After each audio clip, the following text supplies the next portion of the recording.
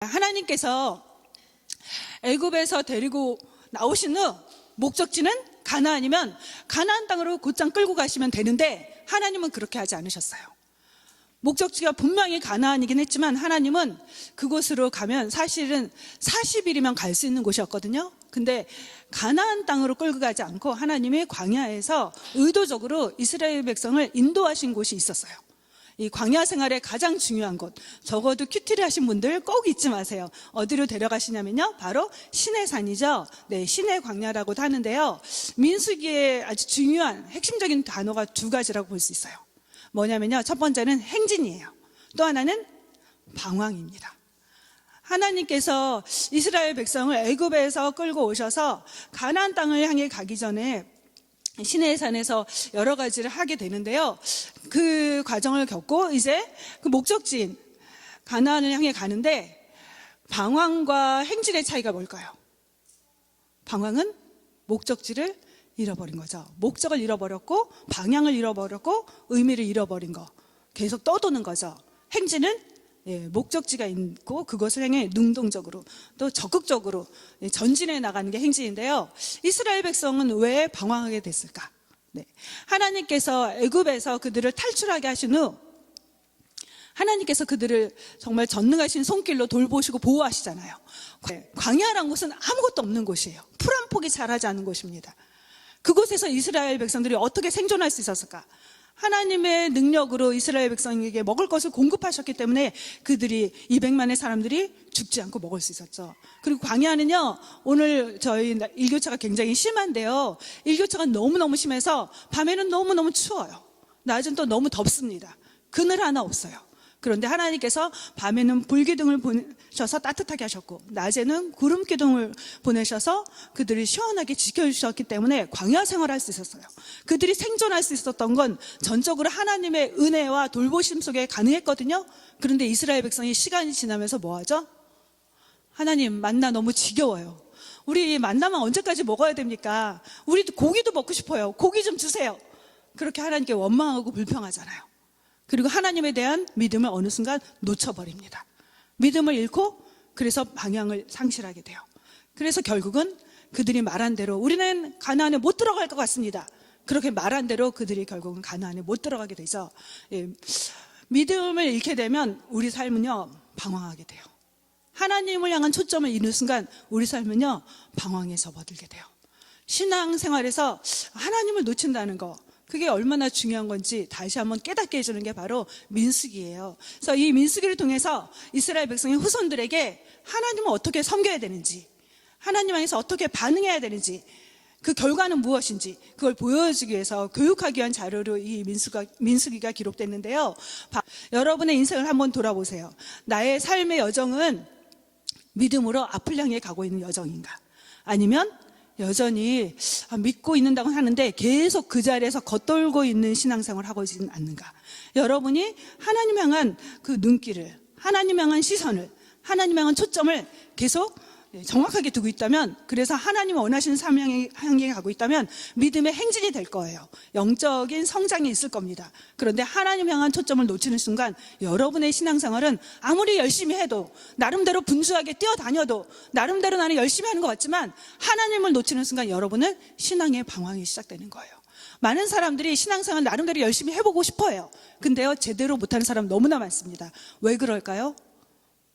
하나님이 원하시는 삶, 하나님과의 바른 관계, 하나님 향한 온전한 믿음, 그걸 놓치기 때문이에요. 나중에 하나님 없는 열심.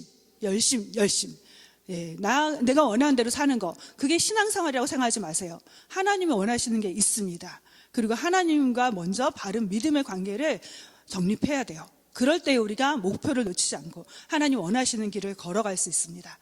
왜 하나님은 이스라엘 백성을, 하나님이 목적하시고 의도하신 곳이 가나안이라고 하셨으면 가나안으로 바로 끌고 가시면 되는데 왜 굳이 2달이나 걸려서 시내산이라는 곳에 도착하게 하셨을까? 시내산에서 하신 일이 뭔지 아세요? 출애굽기 19장에 보면요, 하나님이 이스라엘 백성과 언약을 체결하세요. 하나님이 이스라엘 백성을 애굽에서 이끄신 목적과 의도가 나타나는데요, 하나님과 이스라엘 백성 사이에 언약식을 먼저 체결하게 하십니다. 그리고 이제 하나님이 아브라함에게 하셨던 그 약속이 이스라엘 민족으로 이어져 내려오면서 계승되면서 다시 한번 그 이스라엘 백성들과 언약을 시내산에서 맺게 되는 거죠. 그래서 하나님의 백성임을 확인하는 시간을 갖게 돼요. 그래서 하나님의 백성은 어떻게 살아야 되는가? 하나님은 신실하게 너희를 돌봐줄 테니까 내가 너희를 지켜주고 보호해줄게. 그 대신에 너희가 나의 백성답게 살아야 돼. 나의 백성은 이방 민족들처럼 살면 안 돼. 하나님의 백성들은 하나님만을 섬기고 살아야 돼. 그렇게 하나님이 이스라엘 백성을 향해서 하나님의 백성다운 삶의 모습을 알려주는 게 뭐냐면요, 율법이에요. 하나님께서 인구조사를 하라는 건요, 전쟁 치를 준비를 하라는 거, 군사적인 목적으로 이제 전쟁 치를 태세를 갖추라는 의도로 하나님 말씀하신 거 볼 수 있어요. 예, 약속의 땅을 차지하기 위해서 전쟁이 필수적이었거든요. 우리가 생각할 때 가나안 땅 하면은 적과 꿀이 흐르는 땅이고 좋은 땅이야. 그러니까 그냥 가기만 하면 되겠지? 나를 모두가 다 웰컴해 줄 거야. 또는 그 땅은 아무도 살지 않는 정말 너무나 좋은 에덴 동산 같은 땅이라고 생각하기가 쉬워요. 그런데요, 가나안 땅은 지금 원주민들이 살고 있었어요. 하나님을 알지 못하는 원주민들이 그것을 차지해서 살고 있었습니다. 그래서 그 땅을 차지하려면요, 하나님이 약속하신 땅을 차지하려면 반드시 전쟁을 치러야 돼요. 물론 원주민들의 죄가 없는 그런 무고한 사람들을 죽여서 그 땅을 차지하라고 하신 건 아니에요.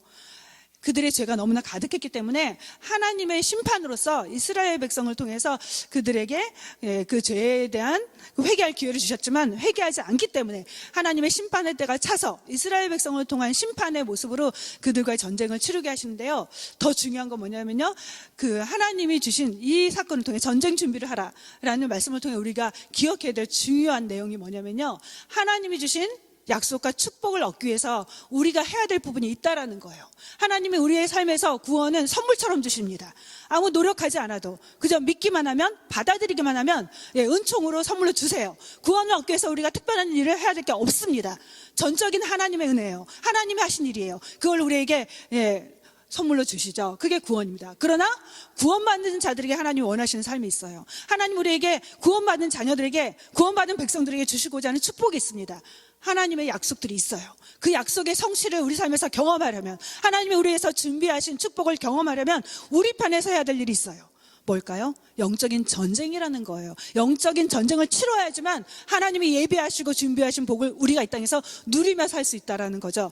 여러분 기억하세요. 예수 믿고 난 다음에 삶이 편안하게 이 땅에서 유유자적하면서 놀면서 뱃놀이 하면서 사는 삶이 아니라는 거예요. 구원의 방주에 티켓 얻었으니까 이 땅에서 내가 하고 싶은 대로 하면서 즐겁게 기쁘게 행복하게 사는 게 하나님이 구원하신 목적이 아니라는 거예요. 이 땅에서 하나님이 그리스도인에게 원하시는 삶이 있고 그 하나님이 주시고자 하는 복이 있는데, 그 복을 누리려면 우리가 해야 될, 우리가 하나님 앞에서 치러야 될 전쟁이 있습니다. 하나님 앞에서 믿음으로 하나님 주신 약속 붙잡고 치열하게 사투를 벌이면서 싸워야 될 싸움이 있다라는 거죠. 반드시 기억하세요. 우리가 이 땅에서 예수 믿는 다음에 모든 삶이 그저 편안하게 사는 것, 그게 목적이 아니고 하나님께서 우리에게 주시는 더 큰 목적이 있는데, 그 목적 속에서 하나님이 우리를 축복하기 원하세요. 우리를 복 주시기 원하십니다. 우리가 자녀들에게 좋은 것 주기 원하는 것처럼 하나님도 우리에게 좋은 걸 주기를 원하세요. 그런데 그것을 얻기 위해서 우리가 해야 될 게 있습니다. 하나님 앞에 보여야 될 반응이 있어요. 전심전력해서 하나님 주신 그 축복을 누리기 위해서 우리가 싸워야 됩니다. 힘을 다해서 우리 영적 전쟁을 치러야 돼요. 저는 여러분들이 예수님의 군사가 되었으면 좋겠어요. 주님 나라를 위해서 싸울 수 있는 군사. 하나님이 지금 찾으시는 사람들이 바로 그런 사람일 거예요. 왜냐하면 너무나 많은 사람들이 그리스도의 삶을 예수 믿고 나서 그냥 정말 구원 열차에 티켓 받고, 그래서 나중에 그 티켓만 있으면 천국에 하나님이 알아서 데려갈 거야 라는 식의 신앙을 갖고 있거든요. 성경은 그런 믿음을 이야기한 적이 없어요. 네, 우리가 예수님을 믿고 영접하고 인격적으로 나의 구주로, 구원자로 고백하면 하나님이 우리 안에 역사하시는 일이니까, 구원의 고백을 하게 하셨으니까 분명히 구원의 완성을 이루실 겁니다. 그런데 하나님은요, 우리의 반응 속에서 일을 하세요. 우리의 믿음의 반응 속에서 하나님의 역사를 이루어 가십니다. 그래서 우리가 이 땅에 사는 동안에 우리는 그리스도 예수를 위한 좋은 군사로 부르심을 받은 자들인 것을 기억할 수 있었으면 좋겠어요. 나는 하나님 나라를 위해서, 복음을 위해서 부름받은 영적인 군사다. 우리가 가져야 될 이 시대의 아주 중요한 정체성입니다. 이 시대에 우리가 치열하게 싸워야 될 것 중에 하나가 뭐냐면요, 우리 자신과의 싸움이에요. 네, 만만하게 보지 마세요. 우리의 적이 우리 안에 있습니다. 내 자아와 싸워야 돼요. 피 흘리기까지. 주님의 뜻을 역행하고 있는, 주님의 뜻을 따르기 싫어하는 내 본성, 내 죄된 본성과 우리는 계속해서 싸워야 됩니다. 하나님이 원하신 뜻을 이루려면요, 이 자아와 싸우지 않으면 절대로 그 뜻을 이룰 수가 없어요.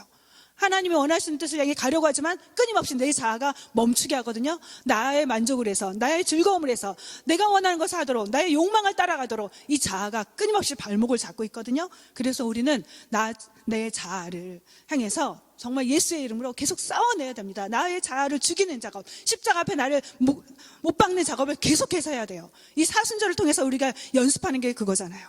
여전히 죽지 않은 내 욕망, 내 욕심, 내 탐욕, 이 교만함, 그것과의 싸움이 계속돼야 됩니다. 죽는 날까지 우리는 계속 싸워야 돼요. 그리고 또 한 가지 싸움이 있죠. 하나님의 뜻을 대항하는, 하나님의 뜻을 거스르는 이 세상의 문화, 세상의 가치관, 이 세상의 가치 체계들, 이 사회의 구조, 그런 것들과 우리는 싸워야 됩니다.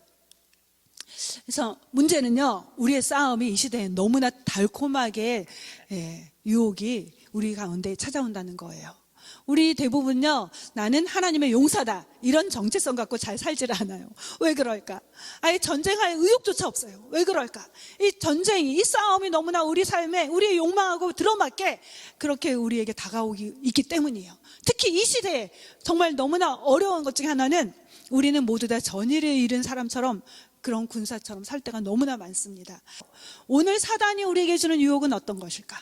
오늘 이 시대에 사단이 우리에게 걸어오는 전쟁은 어떤 건지 아세요? 네, 네가 원하는 거 들어줄게. 너의 영혼을 팔아. 네가 원하는 거 들어줄게. 너의 영혼을 하나님으로부터 떨어지게 하는 것, 하나님으로부터 멀어지게 하는 것, 하나님으로부터 무관심하게 하는 것, 영혼을 잠들게 하는 것, 그리고 나중에 영혼을 지옥으로 끌고 가는 것. 그게 이 시대에 사단이 벌이는 가장 강력한 전쟁이고 유혹이에요.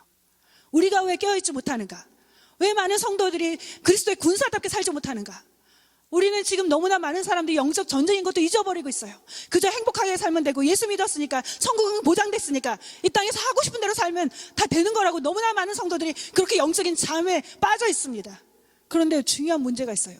여러분이 잠드는 순간 여러분의 영혼만 병들 것이 아니라 여러분의 자녀들도 병들게 돼 있다는 것, 여러분의 자녀들이 피 흘리게 되었다는 것, 여러분의 자녀들이 사단이 찌르는 그 칼에 온몸이 만신창이가 될 수 있다는 것, 그리고 언젠가 사단의 노예가 돼서 지옥으로 갈 수도 있다는 것.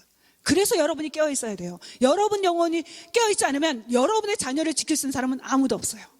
하나님은 우리를 군사로 부르셨습니다. 군사에게 요구하시는 게 있어요. 뭘까요? 네, 디모데후서에 나오는 말씀입니다. 같이 읽겠습니다. 그러므로 너는 그리스도 예수의 좋은 군인으로 고난을 받으라. 군인으로 복무하는 자는 자기 생활에 얽매이는 자가 하나도 없나니 이는 군인으로 모집한 자를 기쁘게 하려 함이라. 네, 성경에서 군인으로 살려면 해야 될 것을 말씀해주고 있는데요, 너의 생활에 얽매이지 말라는 거예요. 너의 삶에 너무 투머치, 너가 해야 되는 것들, 너가 즐거워하는 것들, 사사로운 일들, 여가생활, 취미생활, 군인들이 그렇게 하면서 할 수 있습니까? 하고 싶은 거 다 하면서 군인 생활 할 수 있나요? 절대로 그럴 수 없어요. 우리 신앙생활에서 우리가 다시 한번 점검해 봐야 돼요. 하나님의 군사로 부르셨는데 나는 정말 하나님을 기쁘시게 하기 위해서 살고 있는가? 하나님이 싫어하시는 것을 끊어내고 있는가? 하나님이 싫어하시는 것을 과감하게 단절시키고 있는가? 여러분 정말 주님 위해서 하나님이 싫어한다면, 내가 좋아하는 거지만 끊을 생각이 있으세요? 그거 끊고 주님이 원하시는 그 삶을 살기 원하세요? 아니, 내가 하고 싶은 거 다 하면서 하나님, 내가 원하는 삶을 위해서 나를 도와주세요, 나를 도와주시는 요술램프처럼만 계세요. 혹시 그렇게 신앙생활 하고 계시진 않으세요? 정말 하나님이 싫어하신다면, 하나님 원하시는 사명을 위해서, 복음을 전하기 위해서 내가 즐거웠던 거 끊을 생각 있으세요? 그게 진짜 예수의 사람이에요. 이 시대 하나님 원하시는 군사가 바로 그런 삶입니다. 저는 이 말씀 생각하면서 너무 가슴이 아팠어요. 정말 누가 주님을 위해서, 하나님 나라를 위해서 자기의 것을 아낌없이 드릴 수 있을까? 정말 누가 있을까? 하나님 그 사람을 찾고 계세요. 하나님 그런 사람을 정말 구하고 싶어 하세요. 그런 사람 통해서 이 시대에 영적인 승리를 주고 싶어 하십니다. 우리는 어떠한 신앙생활을 하고 있는가? 너무 편안하고 안일하게 나의 만족을 위해서, 내가 즐거워하는 것만 위해서, 나의 행복을 위해서 하나님을 계속해서 이용하고 있지는 않은가? 여러분의 신앙의 현주소를 보십시오. 나의 지금 믿음은 어떤 상태에 있는가? 우리 모두 다 다시 한번 기억할 수 있었으면 좋겠어요. 우리는 영적인 군사로 영적인 군인으로 부름받았다는 것. 하나님이 나에게 준비하신 복이 있는데, 약속들이 있는데 그것을 위해서 우리는 싸워야 된다는 것. 군인 정신을 가지고 내 영혼을 지켜나가기 위해서, 하나님 나를 통해서 하시고자 하는 그 일을 이루기 위해서 우리가 사투를 벌일 수 있었으면 좋겠어요. 우리의 자녀의 영혼을 살리기 위해서, 내 가정을 살리기 위해서 여러분이 치열하게 싸우는 군사들이 되기를 주님의 이름으로 축복합니다. 성도에게 단번에 주신 믿음의 도를 위하여 힘써 싸우라. 네, 여러분이 힘써 싸울 때 주님의 승리가 우리 삶에서 경험되어질 것입니다.